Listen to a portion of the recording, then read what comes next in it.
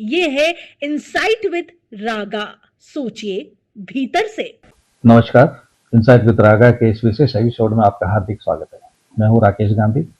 मित्रों, समाज में बहुत सी इमारतें बनती हैं, कुछ सरकारी आदेश से, कुछ दान से, लेकिन बहुत कम जगह ऐसी होती है जो दिल से खड़ी होती है। जोधपुर की लव कुश यानी नवजीवन संस्था एक ऐसी संस्था है जहां निराश्रित बच्चे केवल आश्रय नहीं पाते बल्कि रिश्तों की गर्माहट से पलते हैं। इस संस्था की नींव 4 दशक पहले भगवान सिंह परिहार ने एक सवाल से रखी थी कि अगर ये बच्चे हमारे नहीं तो फिर किसके हैं। आज उसी सवाल को उसी संवेदना के साथ आगे बढ़ा रहे हैं उनके सुपुत्र राजेंद्र परिहार। आज की बातचीत किसी संस्था की उपलब्धियों की सूची नहीं बल्कि उस चुप साधना की कथा है जहाँ हर बच्चा पहले इंसान माना जाता है और बाद में जिम्मेदारी। तो आइए शुरू करते हैं श्री राजेंद्र परिहार से बातचीत। आपका इनसाइट विद रागा में हार्दिक स्वागत है। और आज हम आपसे जानने का प्रयास करेंगे कि आखिर लव कुश संस्थान जो निराश्रित बच्चों के लिए आपके पिताजी भगवान सिंह जी परिहार ने कोई 35-40 साल पहले, करीब 4 दशक पहले शुरू किया था, तो 87 में, तो इसके पीछे क्या प्रेरणा थी? उनके मन में ऐसा क्यों आया कि मुझे लव कुश संस्थान शुरू करना चाहिए? जैसा कि मेरे को बताया गया पिताजी ने कि कई बार वो जब सदापुरा काम पे आते थे तो यहाँ एक बीच में गंदा नाला आता था, वहाँ अक्सर कई लोग खड़े रहते थे। तो देखते थे क्या है कि वो छोटे बच्चा किसी ने छोड़ दिया है, किसी ने गिरा दिया है, तो मरे हुए बच्चे को देखते थे। तो सभी लोग खड़े होते थे, वो भी खड़े होकर देखते थे। एक दिन सोचा क्यों नहीं ऐसे बच्चों के लिए एक संस्थान बनाई जाए जो बच्चों की सेवा की जाए, तो बड़ा अच्छा रहेगा जोधपुर के लिए। तो ये सबसे पहले संस्थान जो मुझे याद है, क्योंकि मैं बाबूजी से मिला था 94 शायद 94 या 93 में, जब जलजोग चौराया रोड पे ये था, जहां तक मेरे को याद है। हाँ, जलजोग चौराहे पे था, 2000 तक था, लेकिन मैं 94 में मिला, उसके बाद एक बार 98 में मिला, लेकिन उसके बाद ये शिफ्ट होके 16 सेक्टर में आ गया। ये आपने एक पालना वहां पे लगा रखा है, तो उसके पीछे क्या मतलब उनकी कल्पना रही होगी कि पालना, जैसे एंट्री गेट के पास आपने एक पालना लगा रखा है, उसकी सूचना कैसे आप तक पहुंचती है? पालना इसलिए लगाया गया है कि लोग अपने जो जितना भी कोई गलत काम हुआ है, कम से कम अब तो अच्छा करे, तो उसके लिए छोटे बच्चे को पालना में छोड़ के चले जाते हैं। अच्छा। जैसे ही बच्चे को वो पालना में रखते हैं, अंदर बेल लगी रहती है, वो बेल अंदर मदर को जो आया है उसको सुनाई देती है और वो आके बच्चे को अंदर ले जाती है। तो ऐसे पता पड़ जाता है कि बच्चा आ गया है। और जो छोड़ के जाता है उसको भी अब ध्यान नहीं देते हैं, सबसे पहले बच्चे को संभालते हैं।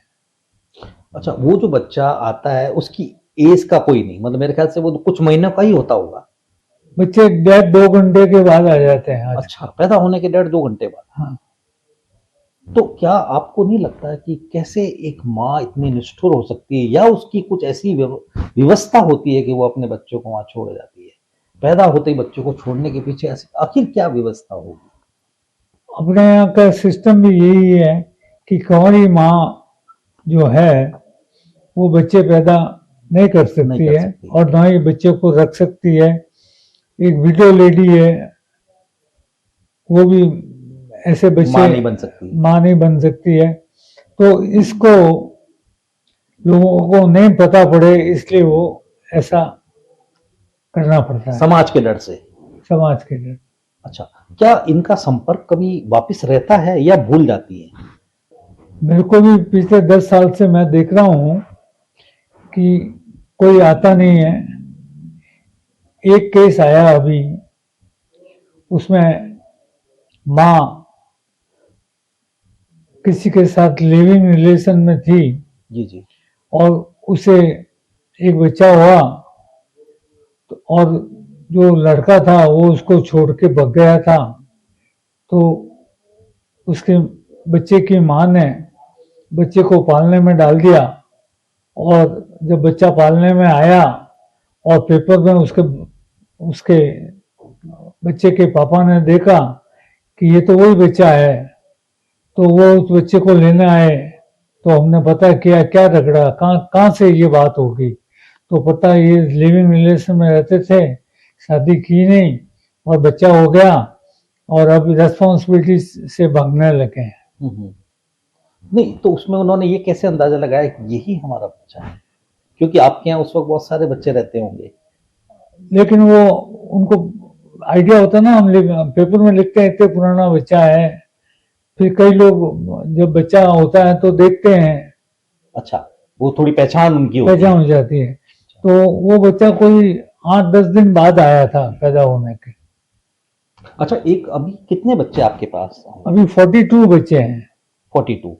अच्छा, इसमें दो तरह के होते हैं। आपके यहाँ एक परंपरा और भी है कि जैसे कोई बच्चा अगर आपके यहाँ आता है, कुछ लोग गोद भी ले जाते हैं, मतलब कि बच्चे को हमें गोद दे दीजिए। इसकी कैसी क्या सुविधा है या किस तरह का प्रोसेस रहता होगा? जो भी बच्चा हमारे यहाँ आता है, सर्वप्रथम हम मेडिकली बच्चे को फिट डॉक्टर से लिखाते हैं कि बच्चे को कोई बीमारी नहीं है और बच्चा ठीक है। तो हम कारा को लिख के देते हैं कि बच्चा ठीक है और लीगली फ्री है, अब आप इस बच्चे को ले जा सकते हैं। उनके जो सिस्टम है उसे बच्चे को गोद दे दिया जाए। ठीक है। तो कारा एक वेटिंग लिस्ट बनाता है पूरे हिंदुस्तान की कि कारा कारा पूरा क्या नाम होगा कारा का? Central research of authority for child. Okay, for child, ठीक है। तो वो लिस्ट बना के ओके करता है, आप उनको भेजते हैं कि भाई ये बच्चा गोद जा रहा है। हाँ, हम ये बच्चा है, तो वो लिस्ट में बच्चे को डाल देते हैं। अब तक कितने बच्चे आपके यहाँ से गोद गए होंगे? अभी करीब 1632 बच्चे हमने गोद दे दिए। 1632? हाँ, क्या वो सब आपके कांटेक्ट में रहते हैं उसके बाद भी? माँ बाप भी जो लेके जाते हैं उनका भी यही कहना है कि ऐसे बच्चों आप भी हमसे ज्यादा बात मत करो, हम भी नहीं करते हैं, ताकि बच्चे की आइडेंटिटी Yes. बच्चे को पता नहीं पड़े। बहुत अच्छी बात है, मतलब उस बच्चे को एहसास नहीं होने देते कि वो निराश्रित रहा है निराश्रित या रहा उसके है। वास्तविक माँ बाप कौन है। वास्तविक अभी भी जैसे आपके यहाँ कोई अगर सेवा भाव से वहाँ आता है, तो क्या उन बच्चों को ये एहसास रहता है कि वे बिना माँ बाप के हैं, या आपने कोई ऐसा माहौल बना रखा है वहाँ पे ताकि उन बच्चों को पता नहीं रहता कि भाई हमारे आप कोई, जहां तक मैं मानता हूँ आप लोगों को ही अपना माँ बाप मानते जैसे बड़े बच्चे हैं, जो 6 साल से बड़े बच्चे हैं, वो समझदार है, उनको पता है कि यही मेरे माँ और बाप यही है, यही रहने का है। हैं। अच्छा, वो समझ चुके हैं। हाँ। और सभी बच्चे, स्कूल जाने वाले बच्चे, अपने फादर का नाम, मेरा नाम लिखते हैं और स्कूल जाते रहते हैं। अच्छा, तो सर आप अब तक कितने बच्चों के माता पिता हैं जो आपको अपने आप को गर्व की अनुभूति होती होगी? हाँ, अभी करीब 37 बच्चे हैं। अच्छा, जो बच्चे गोद नहीं जा सके और जो बच्चे स्कूल में पढ़ते हैं उनको फादर का नाम दे रखा है।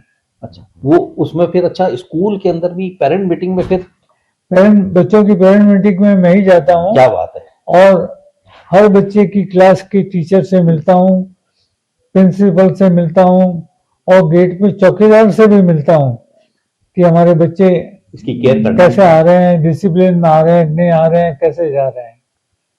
अच्छा, उन बच्चों की फीस, उन बच्चों के आने जाने की व्यवस्था?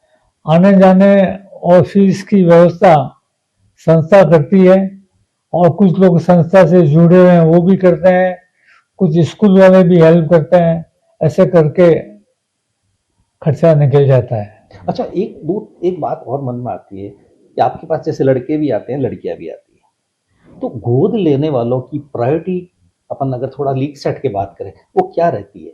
क्या वो बच्चियों को भी ले जाते हैं या लड़के को ही ले जाते हैं? पहले तो लोग लड़कियों को बिल्कुल नहीं ले जाते थे, अभी लड़कियों को ले जाते हैं। फर्स्ट चॉइस होती है लड़कियां ले जाओ। क्या बात है, बहुत ही बढ़िया। हमारे यहाँ एक ही लड़का ऐसा नहीं है कि वो यहाँ पर जो गोद नहीं गया हो, बच्चे आते ही बच्चे गोद चले जाते हैं। अच्छा, खाली अपाहिज बच्चे हैं वो बच्चे यहाँ रहते हैं। अच्छा, अभी अपाहिज भी हैं आपके यहाँ? हाँ, हमारे पास करीब 27 बच्चे अपाहिज हैं। वो करवट नहीं बदल सकते, खाना खाना तो दूर रहा, बोलना दूर रहा, करवट बदलने में भी तकलीफ होती है, तो बदल लगी हुई है, हर आधा घंटा से उसकी करवट चेंज कराती है, उसकी मालिश करती है। ऐसे करके हमारे यहाँ आज तक कोई बच्चा वापस गया नहीं है, सभी बच्चे स्वस्थ और अच्छे हैं। बड़ी बच्ची 34 इयर्स की है, अच्छा, अभी अनमैरिड है वो? अपाहिज है। अपाहिज है, ओके। हाँ, उसकी शादी नहीं हो रही। हाँ, हाँ, अपाहिज है। नेचुरल है। अच्छा, दूसरा मैं ये कह रहा था, जैसे आप बता रहे थे कि पेरेंट्स बच के समझ के या बन के आप स्कूल भी जाते हैं, उनकी केयर टेकिंग करते हैं, और क्या उनके आगे जीवन कैसे बने इन बच्चों का? क्या वो जॉब में भी जाते होंगे? आपने बड़ा अच्छा क्वेश्चन किया है कि हमारी भी ये इच्छा होती है, हर एक की बच्चों की भी होती है कि यहाँ पढ़ने के बाद में जॉब लग जाए। हमारे यहाँ के बच्चे एमबीए किए हुए हैं, बीकॉम किए हुए हैं, फैशन डिजाइनिंग में किए हुए हैं, क्या बात है। आर्किटेक्ट में किए हुए हैं और नर्सिंग में किए हुए हैं। तो कोई 4-5 बच्चे सर्विस करते हैं, बाकी सब बच्चों घर पे ही अच्छी हालत में रहते हैं। रहते हैं। अच्छा, इसके बाद जैसे एक स्कूल भी हो गई, कॉलेज भी हो गया, उसके बाद बच्चों की एक चिंता होती है शादी की। मैंने जहां तक मेरी जानकारी में है कि आप बच्चों की शादियां भी उसी तरह करते हैं जैसे मैं अपनी बेटी की शादी कर रहा हूँ, और मेरे ख्याल से उससे भी ज्यादा अच्छे तरीके से आप उसकी शादी करते हैं। हमने आज तक 27 बच्चियों की शादी कर दी है, और उस शादी में शहर के गणमान्य नागरिक, नेता, आईएएस ऑफिसर, आईपीएस सभी लोग आते हैं और सभी बच्चों को आशीर्वाद देते हैं, और उनके आशीर्वाद से ही बच्चे फलित फूलित होते हैं। तो अपन चुनाव कैसे करते हैं? जैसे एक बच्ची की शादी करनी है तो अपन वर का चुनाव कैसे करते हैं?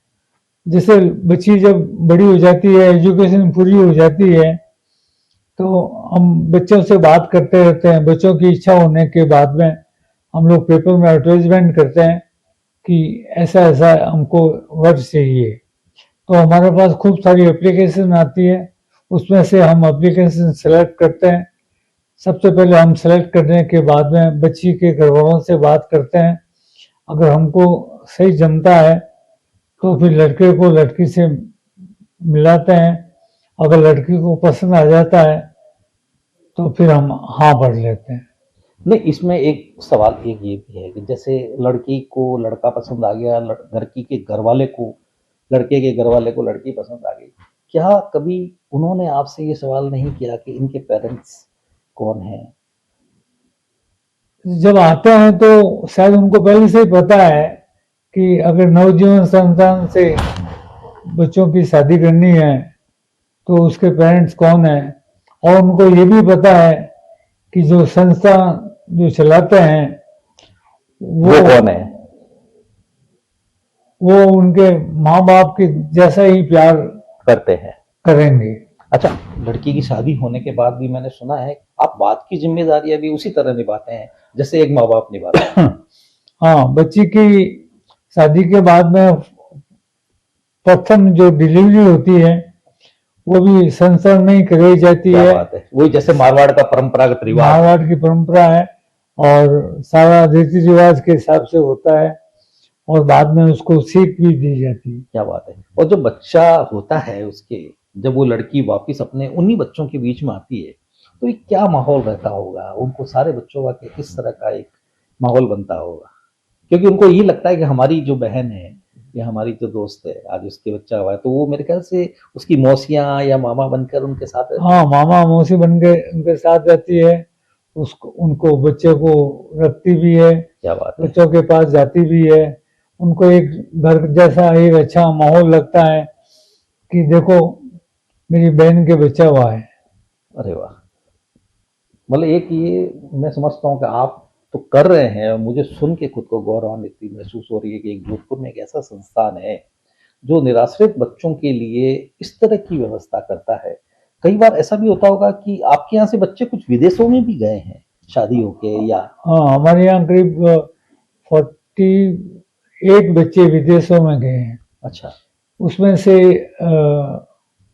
करीब 20 बच्चे तो एकदम ठीक गए हैं और बाकी बच्चे आप जो मेंटली रिटायर्ड बच्चे हैं वो गए हैं। तो उनके पीछे क्या लॉजिक था? वो मेंटली रिटायर बच्चे क्यों गए होंगे विदेश? नहीं, आजकल गवर्नमेंट ने सिस्टम बना दिया कि नॉर्मल बच्चे बाहर अडॉप्शन नहीं दिया जाए, खाली मेंटल रिटायर को ही दिया जाए। तो फिर उनकी आगे क्या उनकी केयरिंग होती है? वो बच्चे की सारी मेडिकल रिपोर्ट देखते हैं, देखने के बाद वहाँ डॉक्टर से कंसल्ट करते हैं और वहाँ जाके बच्चे को इलाज करा के ठीक करा के वो एक अपने बच्चे की तरह रखते हैं। तो आपको लगता है कि कुछ यहाँ से मेंटली रिटायर्ड बच्चे वहाँ जाकर ठीक हुए होंगे? हाँ हुए हैं ऐसे बच्चे? हाँ, ऐसे हमने 2 पेरेंट्स के देखे हैं अमेरिका में। मैं गया था अमेरिका तो न्यू जर्सी में दोनों पेरेंट उधर ही रहते थे, तो मैंने देखा कि बच्चे बहुत अच्छी हालत में हो। अच्छा, यहाँ से भी बेस्ट मतलब कंडीशन में हैं वो लोग? हाँ, बहुत अच्छा।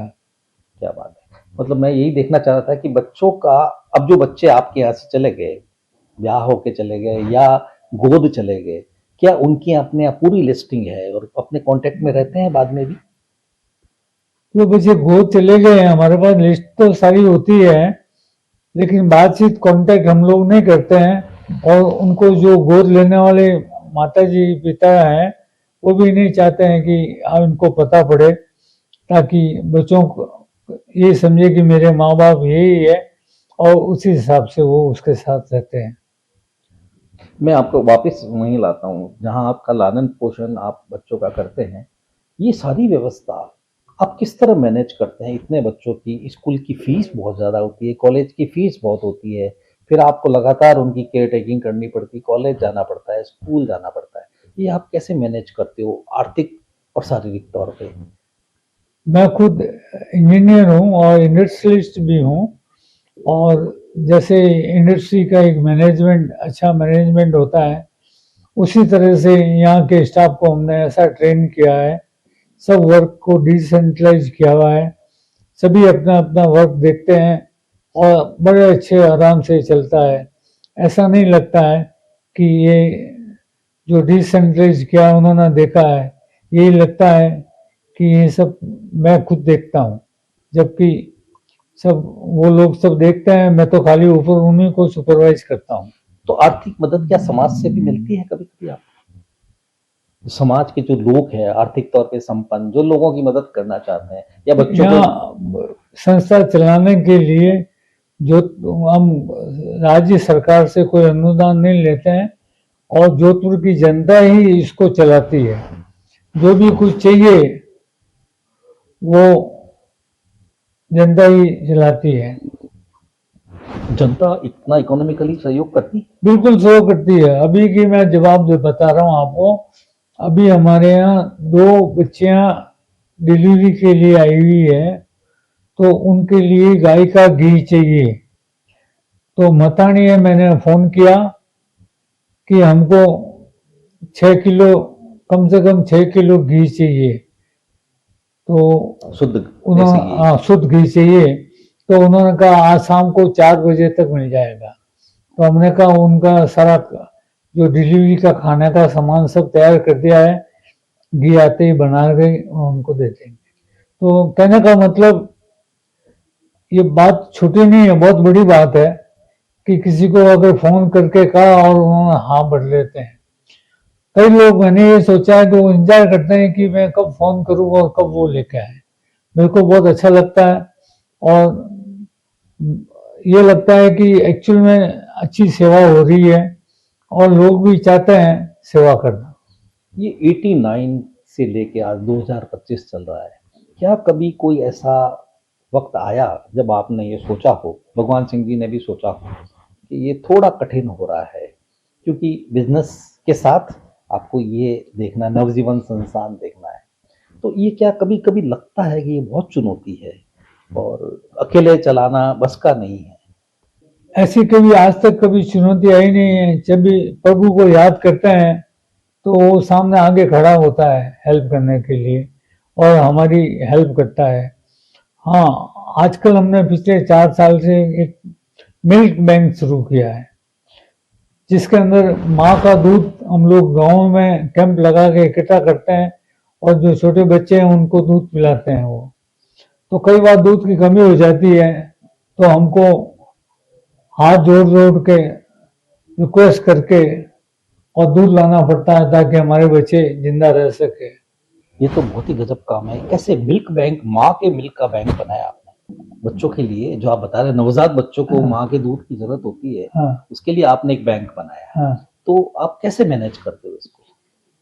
उसको हमने इक्विपमेंट मशीनें सब हमने लगा रखी है। अच्छा। और मिल्क हम लोग कहीं बाहर से कलेक्ट करते हैं, या हॉस्पिटल से, या गांवों में जाके कैंप लगा के लोगों को, औरतों को कन्विंस करके कि भाई आप ये जो दूध है इसकी क्या कीमत है, पहले आप अपने बच्चों को दूध पिलाएं और बच्चे हुए दूध को नाले में नहीं फेंक के हमारे बच्चों के लिए ये बोतल हम आपको देके जा रहे हैं उसमें डाल दें।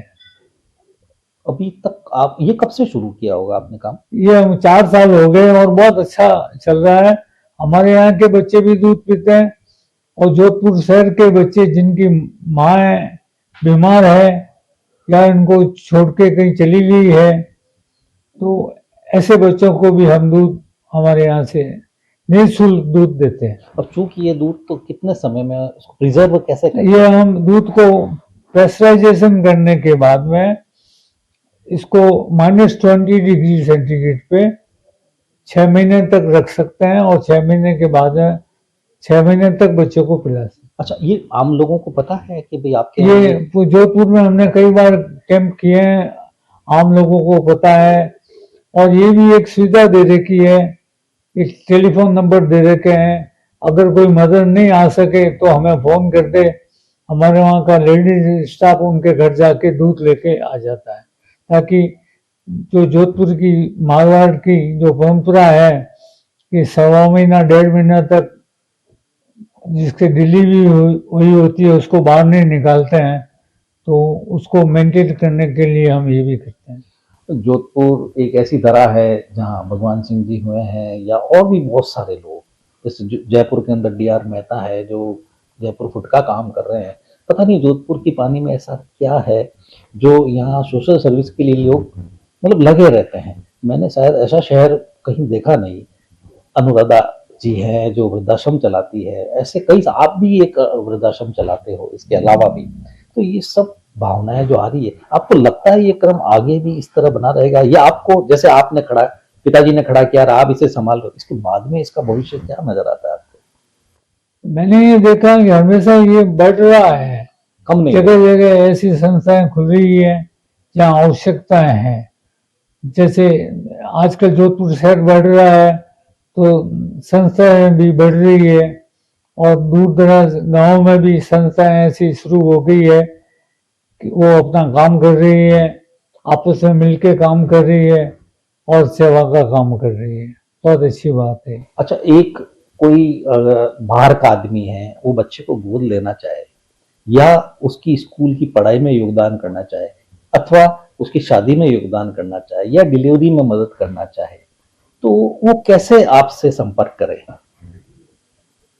क्योंकि बहुत सारे हमारे पास में कईयों के नंबर होते हैं जो दानदाता हैं, और कई लोग हमारे यहाँ आते रहते हैं, तो बोलते हैं हमारे लिए कोई काम है तो आप हमें फोन कर देना, तो हम फोन करते ही वो तैयार है एकदम। कभी ऐसा नहीं हुआ है कि हमको पीछे देखना पड़ा। नहीं, मैं दूसरी बात कर रहा था। मैं ये पूछ रहा था कि अगर किसी को बच्चे को गोद लेना है, किसी को शादी करनी है, वो कहता है कि मेरे बच्चे नहीं है, मैं वहां की बिटिया की शादी ना, जो बच्ची को गोद लेना है तो उसको वो आता है हमारे पास में, हम गोद लेने का पूरा प्रोसेस बता देते हैं, और प्रोसेस के अनुसार वो अप्लाई करता है और उसको बच्चा मिल जाए।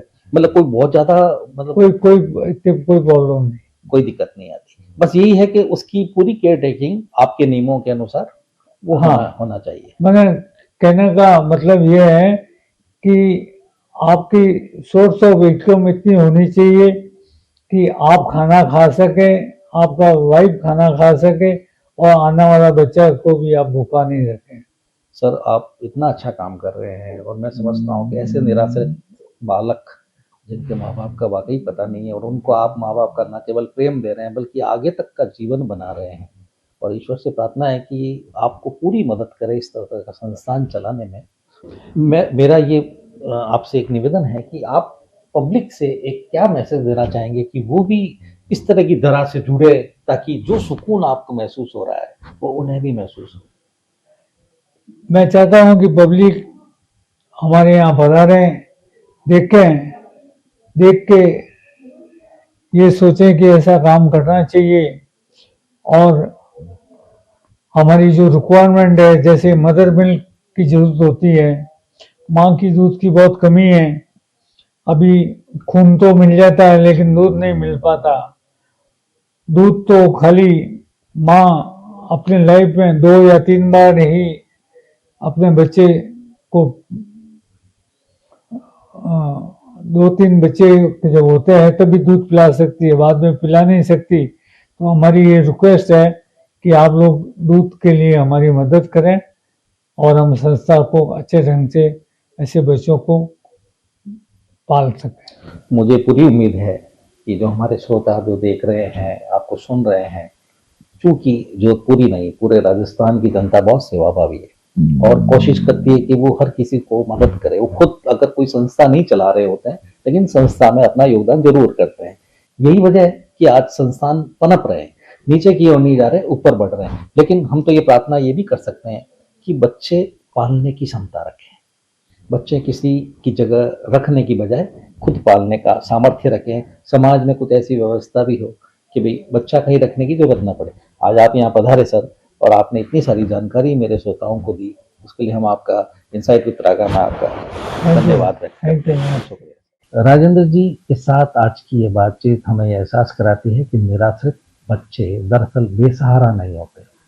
बेसहारा तो हमारा समाज होता है जब वह उन्हें अपनाने से कतराता है। लवको संस्था हमें यह सिखाती है कि परवरिश खून से नहीं नियत से होती है, और बेटियां जिन्हें दुनिया अक्सर बोझ समझती है वही घर की सबसे बड़ी रोशनी बनती है। राजेंद्र जी, आपका व आपकी पूरी टीम का अभिवादन कि आपने इन बच्चों को न सिर्फ जीवन दिया बल्कि सम्मान भी दिया है। इनसाइट विद रागा में हमारे साथ बने रहने के लिए आप सभी का हार्दिक आभार। अगले एपिसोड में फिर मिलेंगे एक नई शख्सियत के साथ। तब तक के लिए दीजिए आज्ञा। नमस्कार, जय हिंद। ये है इनसाइट विद रागा, सोचिए भीतर से।